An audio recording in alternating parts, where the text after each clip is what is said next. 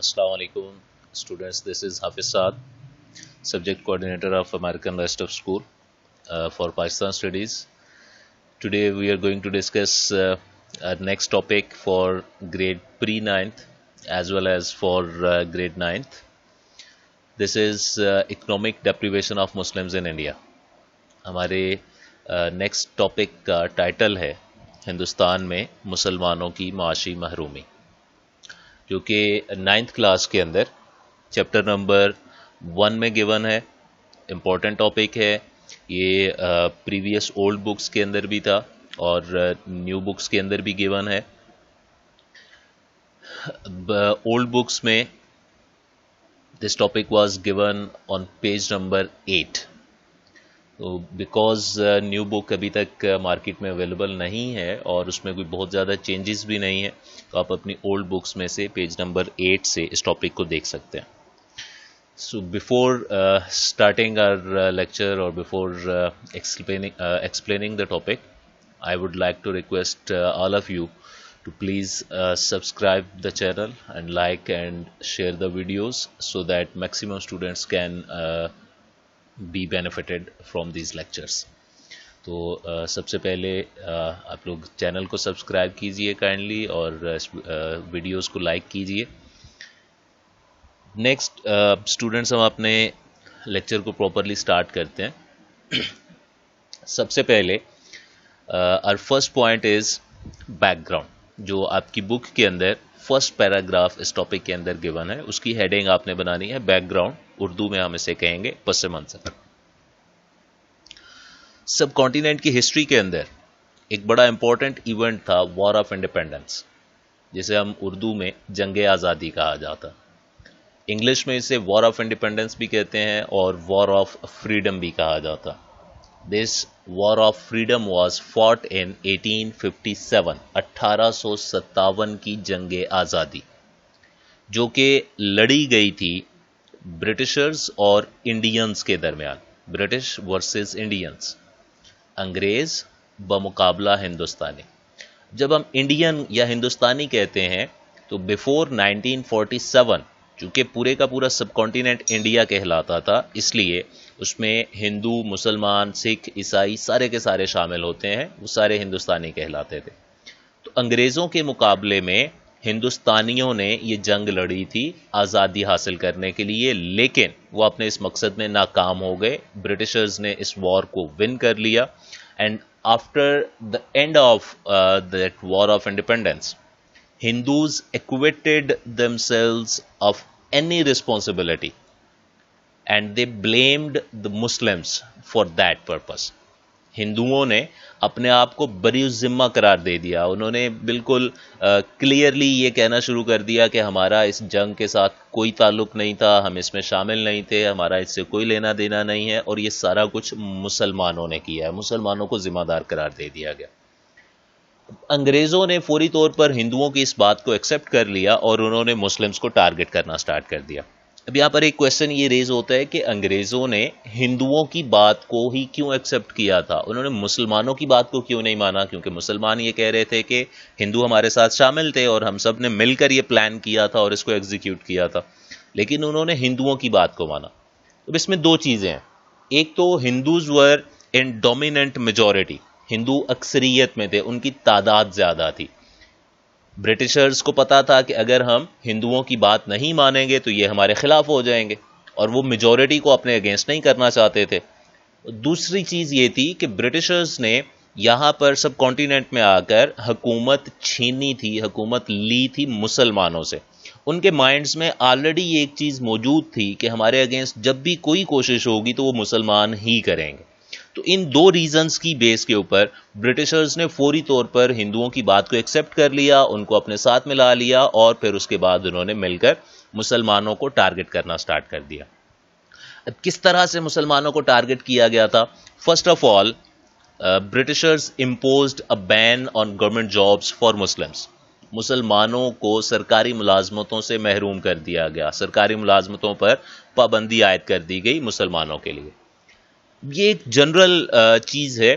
सब कॉन्टिनेंट के अंदर एक लंबा अरसा किंगशिप्स रही थी, बादशाह थी, बादशाही निज़ाम रहा था اور بادشاہ کے دربار کے ساتھ جو لوگ منسلک ہوتے تھے، جو اس کے وزیر ہوتے تھے یا جو اس کے درباری ہوتے تھے، ان کو کامن پبلک کے اندر، عام معاشرے میں یا سوسائٹی کے اندر بڑا امپورٹنٹ سمجھا جاتا تھا، ان کی بڑی عزت کی جاتی تھی ان کے ڈر کی وجہ سے، ان کے سٹیٹس کی وجہ سے.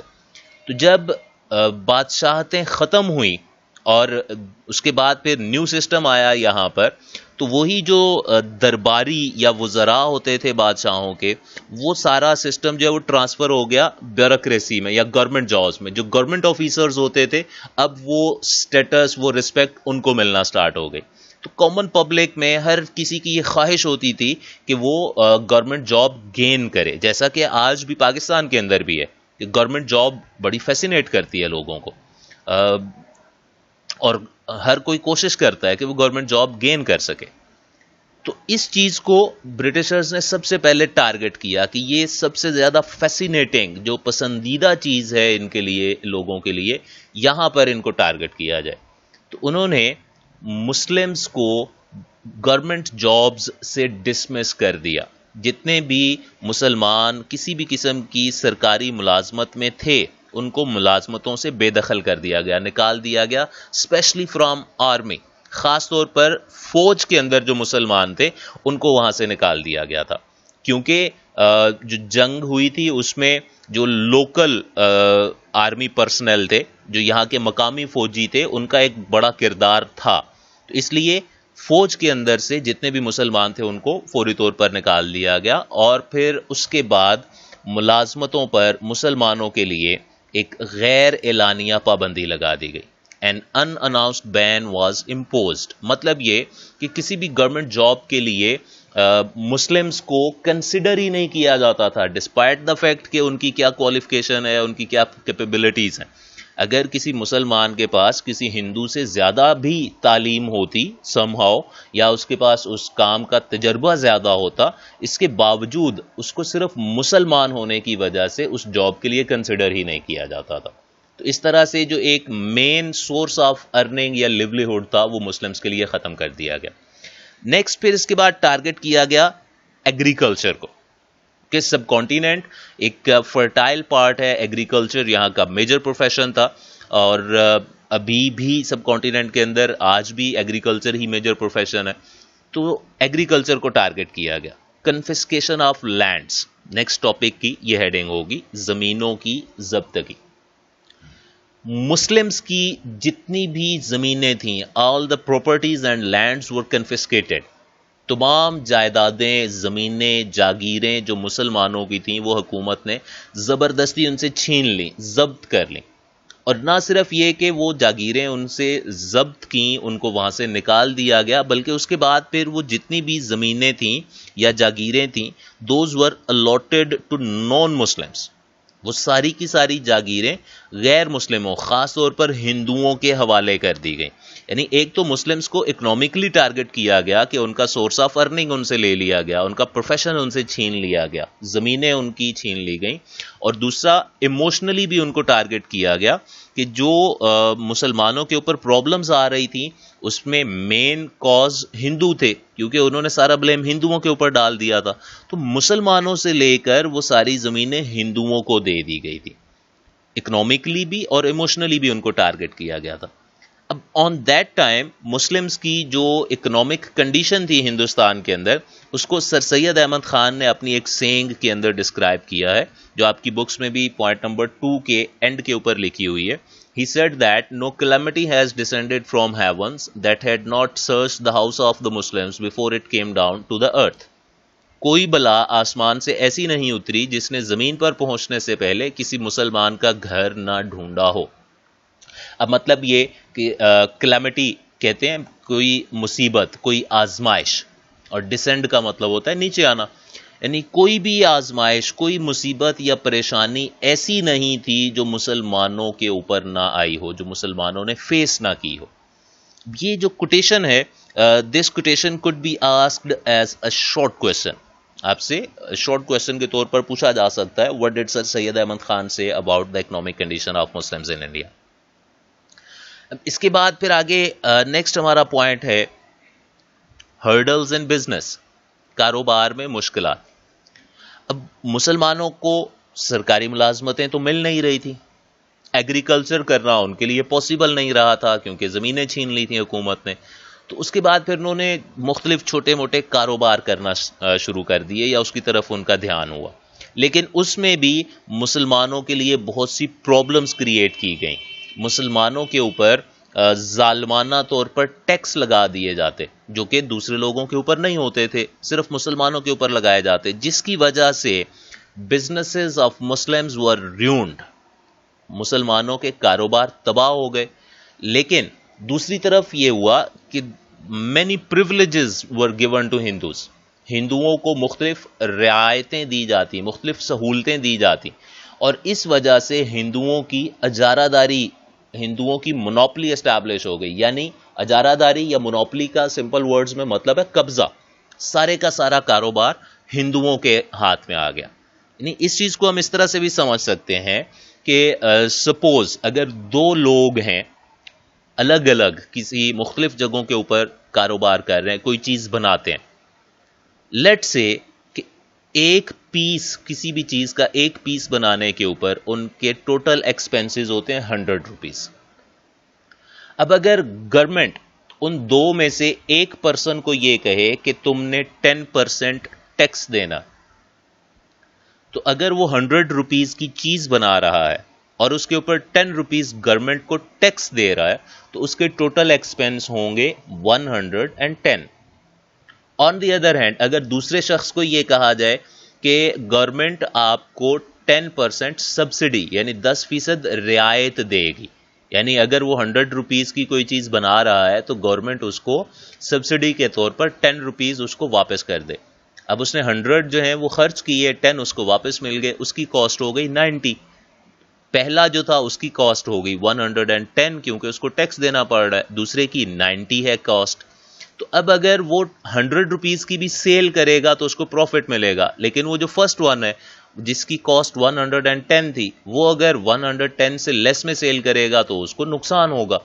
تو یہی سیم سینیریو ہوا تھا کہ مسلمانوں کے اوپر ٹیکس امپوز کر دیا جاتا، ان کی کاسٹ انکریز ہو جاتی، ہندوؤں کو ڈیفرنٹ فیسلٹیز دی جاتی، ان کی کاسٹ کم ہوتی اور وہ پروفٹ ارن کرتے. مسلمانوں کو لاس ہونا شروع ہو گیا اور آہستہ آہستہ ان کو کاروبار بھی چھوڑنا پڑا.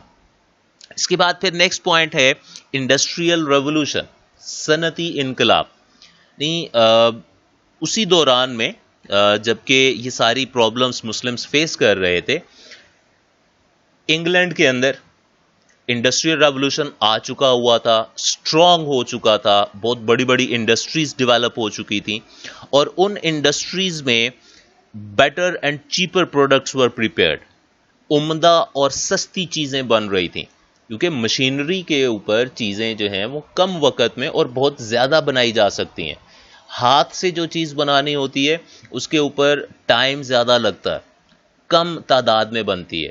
تو جب زیادہ چیزیں بن رہی ہوں گی تو ان کی قیمتیں بھی کم ہوتی ہیں، جس کی وجہ سے یہاں پر جو مسلمانوں کی گھریلو صنعت تھی، خاص طور پر مسلمز کی، وہ ڈسٹرائے ہونا سٹارٹ ہو گئی کیونکہ ان کے پاس کوئی اور سورس تھا نہیں اور وہ مارکیٹ کو کمپیٹ نہیں کر پا رہے تھے کیونکہ مارکیٹ کے اندر انڈسٹری کی بنی ہوئی چیزیں اویلیبل تھیں جو کہ انگریز برطانیہ سے لا کر یہاں پر سیل کر رہے تھے. اس کی وجہ سے مسلمز کو کافی زیادہ پرابلمز فیس کرنا پڑی.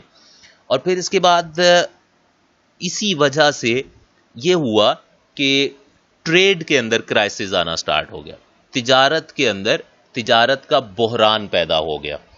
اب اس میں تجارت کا بحران کیسے پیدا ہوا؟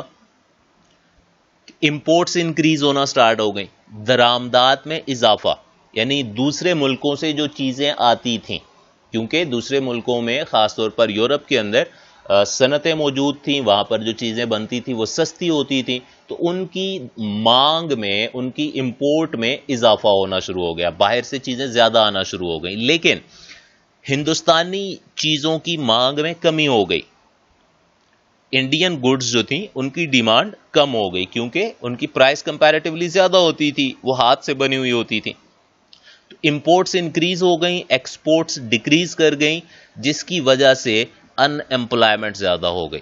یعنی وہ لوگ جو کہ یہاں پر ہندوستان میں چیزیں بنا کر یہاں سے دوسرے ملکوں میں لے کر جاتے تھے، وہاں پر بیچتے تھے، وہ ان کا کام، ان کا جو کاروبار تھا وہ ختم ہو گیا اور وہ ان امپلائڈ ہو گئے.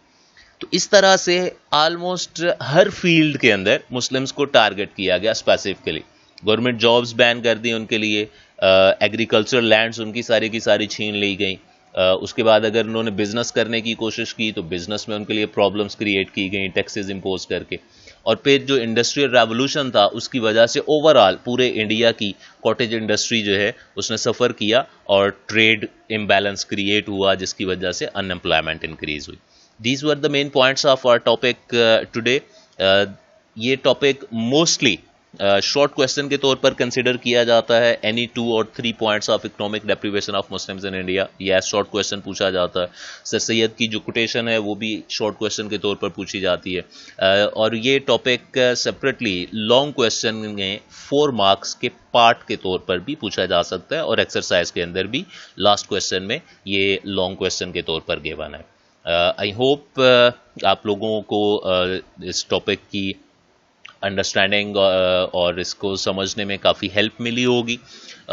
جیسے میں نے سٹارٹ میں بھی بتایا تھا کہ یہ نیو بکس کے اندر بھی ہے ٹاپک، اولڈ بکس کے اندر بھی ہے، اور نیو بک میں بہت مائنر سی چینجز ہیں اس کے اندر. سو دیٹس وائی آپ لوگ اس کو اولڈ بک میں سے اچھی طرح دیکھ کر انڈرسٹینڈ کر سکتے ہیں. یاد کرنے کے لیے بکس آپ کے پاس موجود ہیں، وہاں سے آپ کو بہت زیادہ ہیلپ مل سکتی ہے.